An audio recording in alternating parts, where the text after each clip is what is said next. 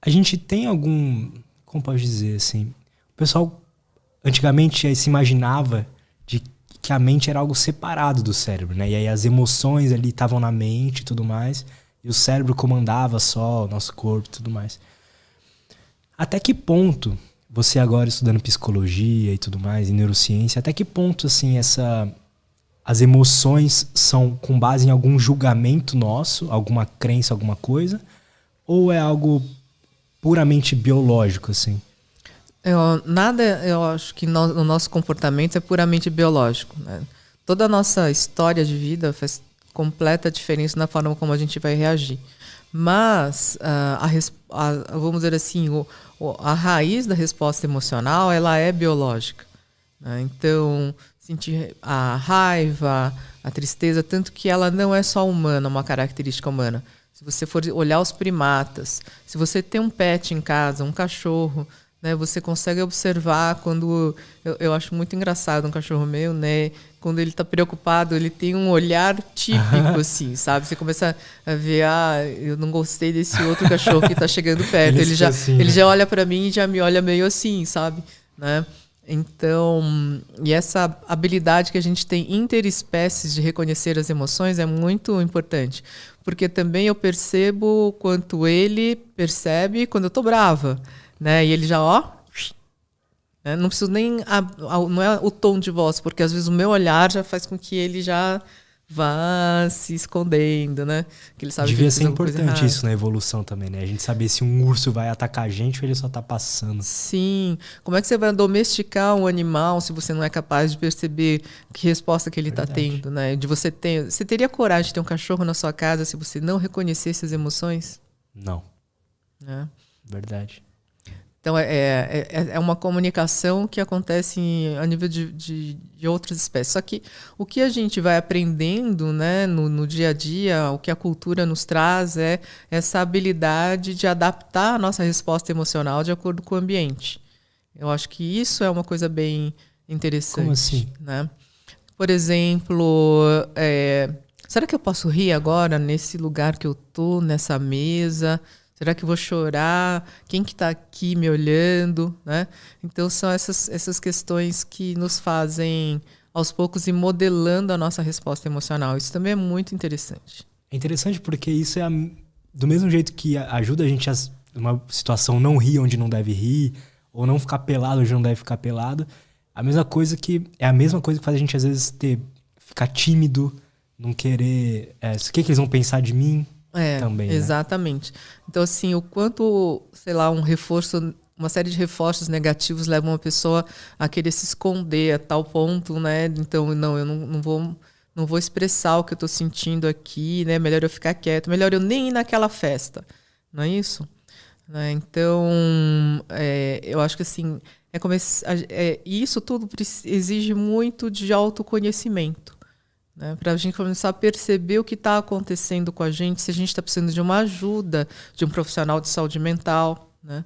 Porque se eu começar a ter um nível, vamos dizer assim, entre aspas, de uma timidez, que começa a me impedir de sair de casa, né, que talvez se transforme numa fobia social, eu preciso de ajuda, né, de um profissional de saúde mental. Então, acho que isso é um aspecto bastante importante, né? A gente se perceber o quanto a gente está tendo prejuízos na nossa vida, nas nossas relações sociais, por causa de algumas respostas que a gente tem. Né? É interessante, porque também o que faz a gente ser o ser humano que a gente é o córtex pré-frontal, e ao mesmo tempo é o que faz a gente, às vezes, ter várias dificuldades assim, com julgamentos e tudo mais. Sem dúvida, né? Eu acho que assim, uma das coisas mais interessantes do humano é essa complexidade. Né? E é isso que dá o colorido, né, na vida humana. Né? A gente nunca sabe exatamente como é que vai ser.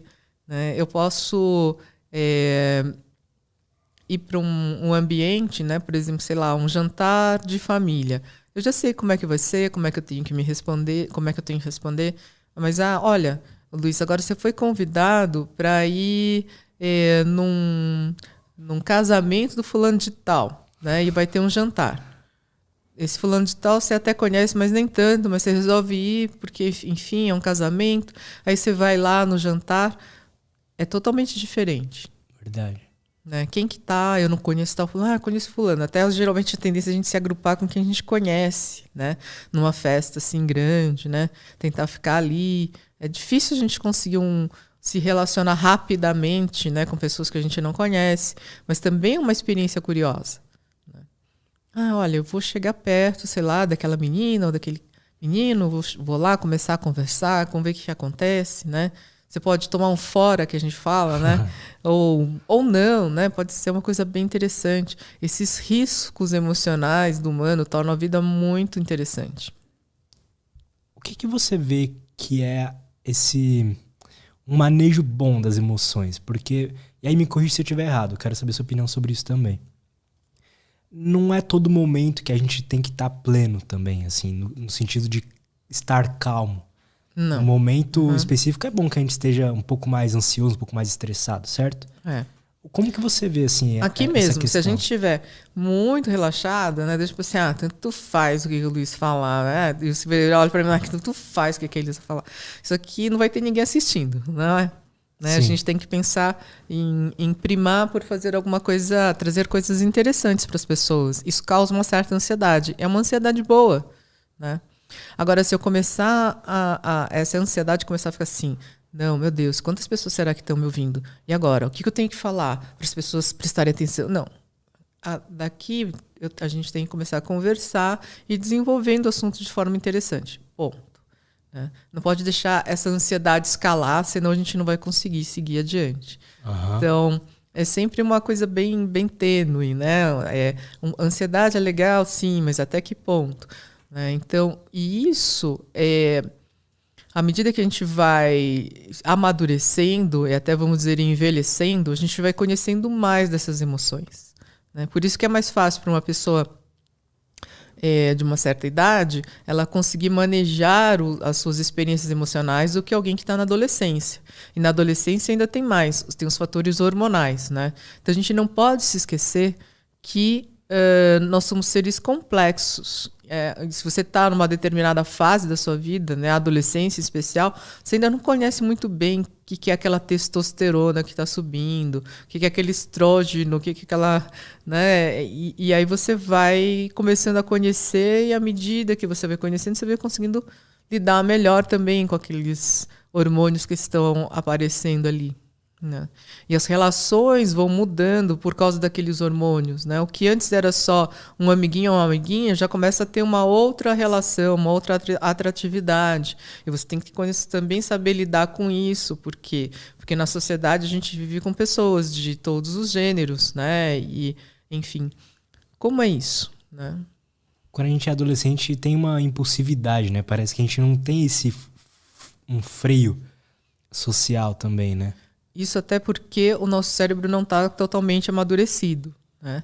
Então, hoje em dia, mais ou menos, se diz que em torno de 24, 25 anos de idade, para o córtex pré-frontal ficar, vamos dizer assim, chegar no estado de amadurecimento. Então, é muito comum as pessoas, nesta fase anterior, né, terem dificuldade de regular as suas respostas, né, e terem, então, respostas impulsivas. Quando a gente fala assim, putz, adolescente é insuportável, mas muitas vezes é mesmo, né? É muito difícil de você lidar com pessoas que são impulsivas.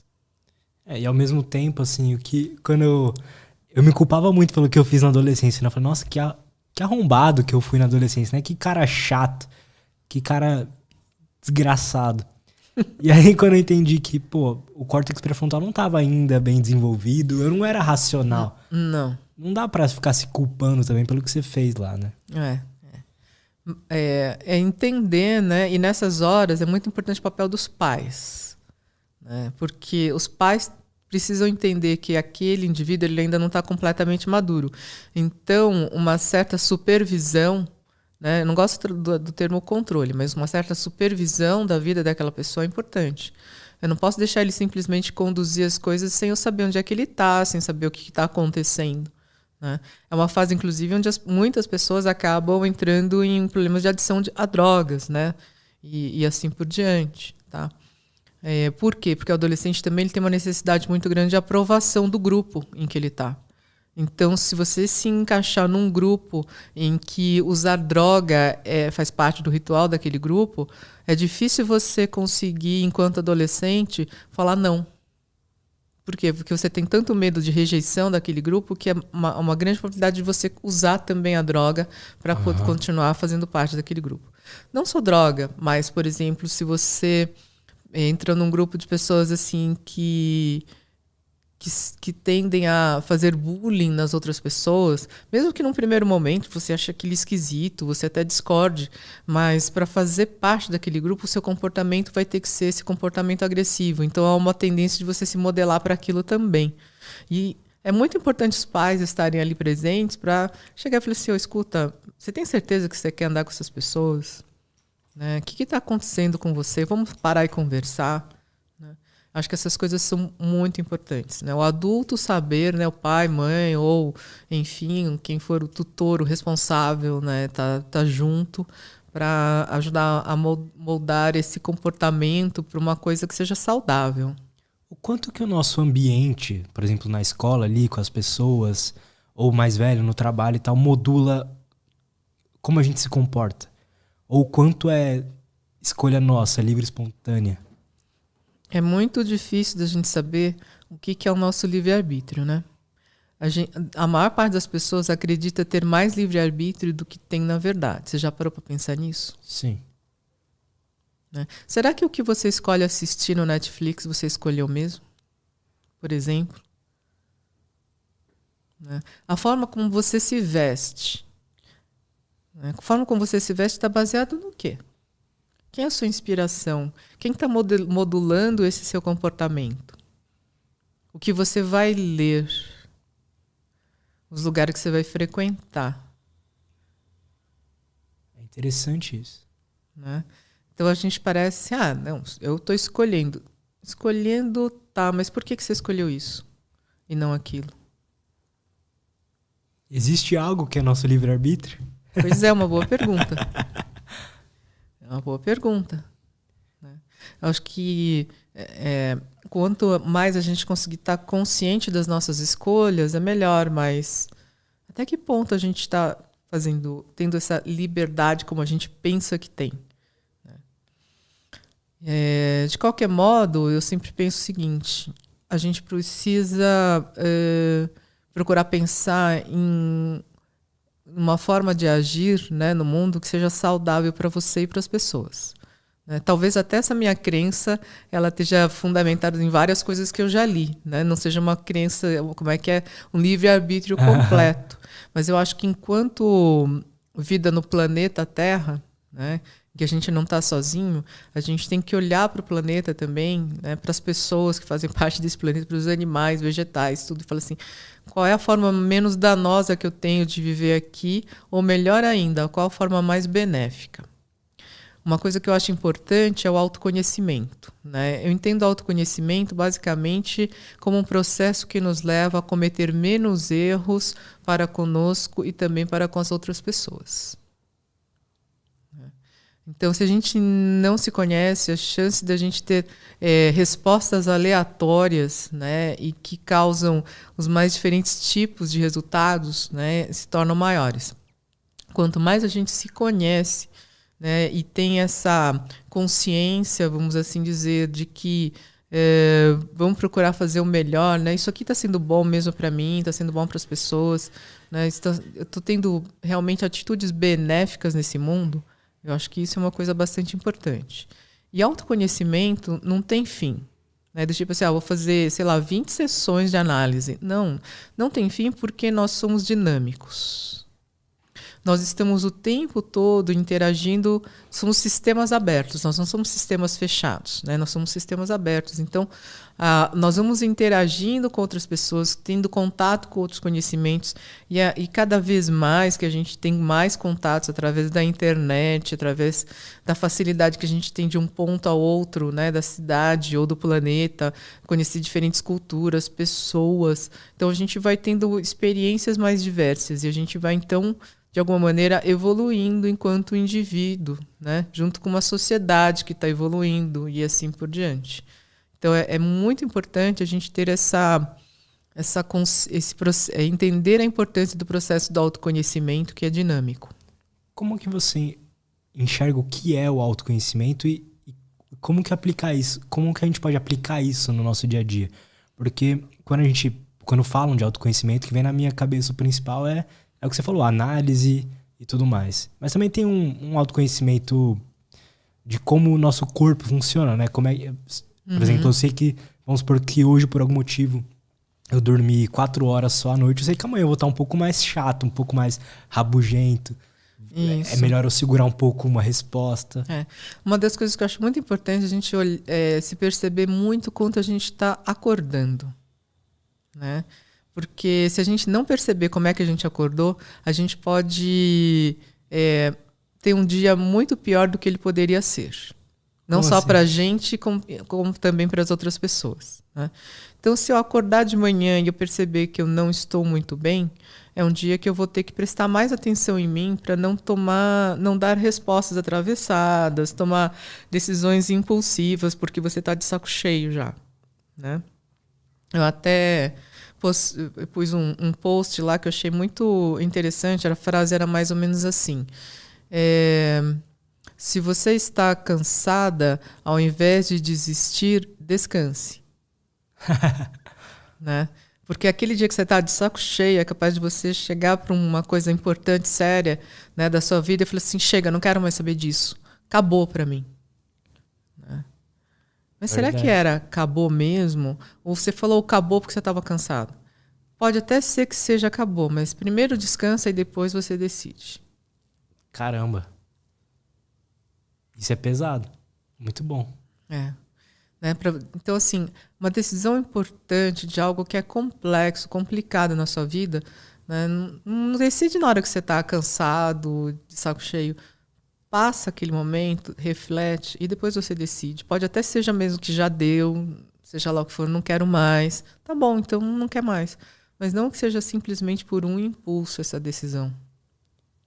O que você acha? Existe algum estado de consciência ou um estado mental ali onde a gente costuma tomar decisões melhores? Por que eu te pergunto isso? Quando eu converso com pessoas que falam sobre saúde mental também, mas numa outra linha, não neurociência, não psicologia, mas a galera da espiritualidade e tudo mais, eles sempre falam sobre uma coisa que é essa intuição. E eu não sei se você já sentiu alguma vez uma intuição, esse estado mental que você está ali, onde você parece estar tomando as decisões certas sempre. Como é que você enxerga isso? Bom, em primeiro lugar, a gente tem que prestar muita atenção no que a gente chama de intuição, porque ela pode ser uma ilusão, né? Uma ilusão do nosso sistema sensorial, né? Aconteceu isso, então isso.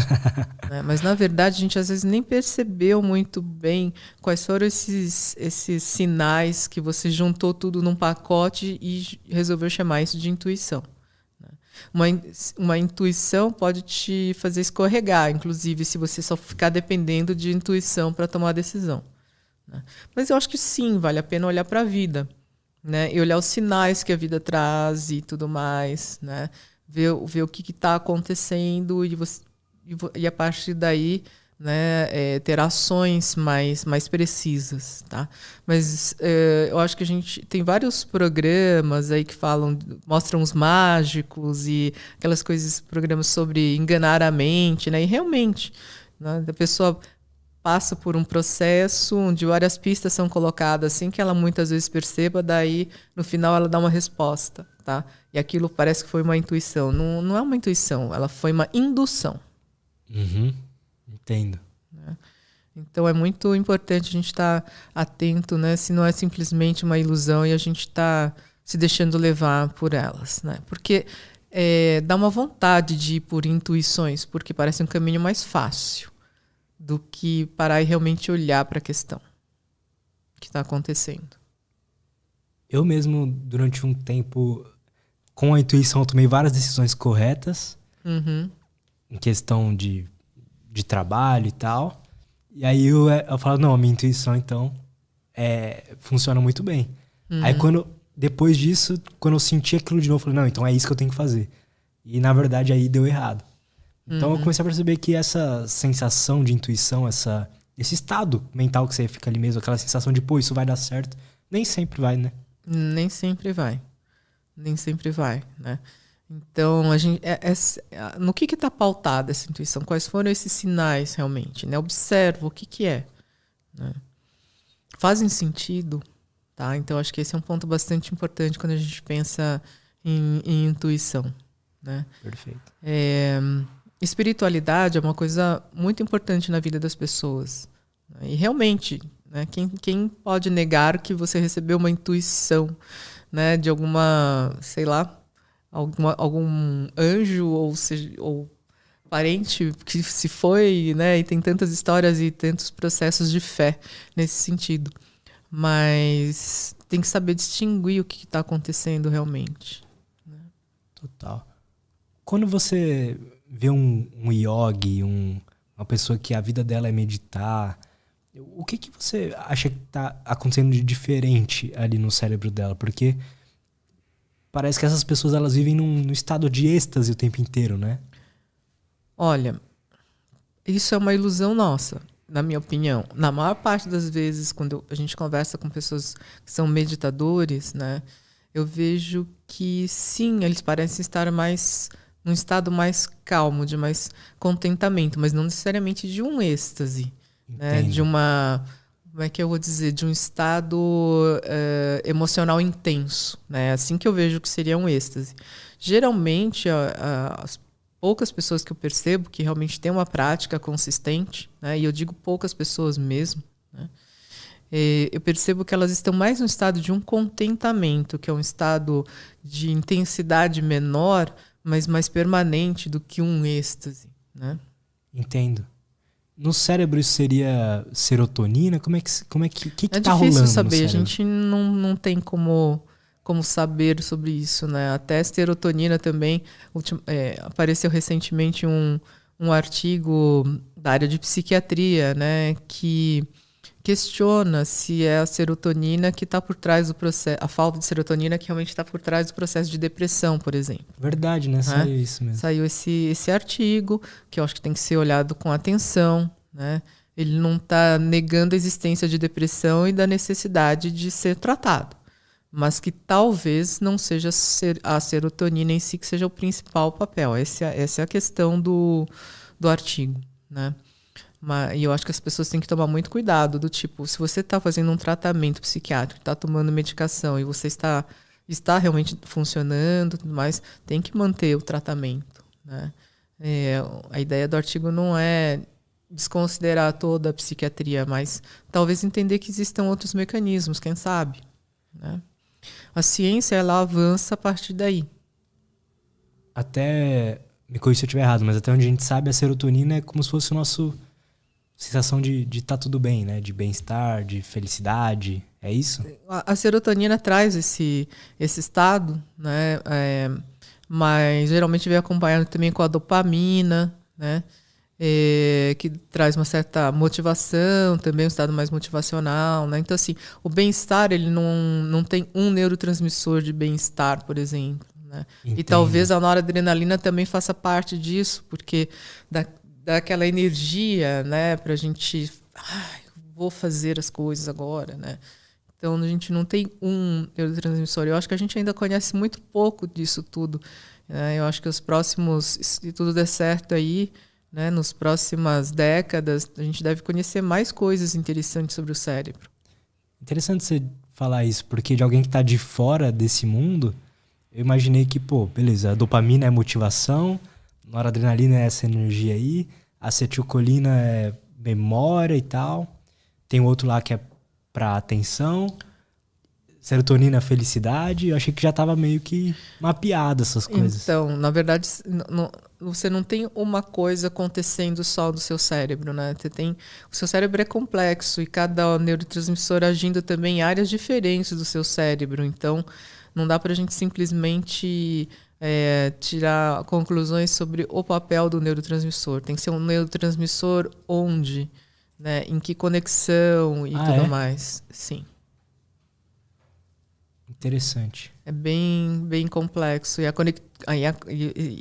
o estudo da conectividade, né, das diferentes regiões é uma coisa extremamente complexa, né? Uma das disciplinas que eu fiz quando eu estava no doutorado era a odologia neural, que é justamente o estudo da circuitaria, né, do cérebro.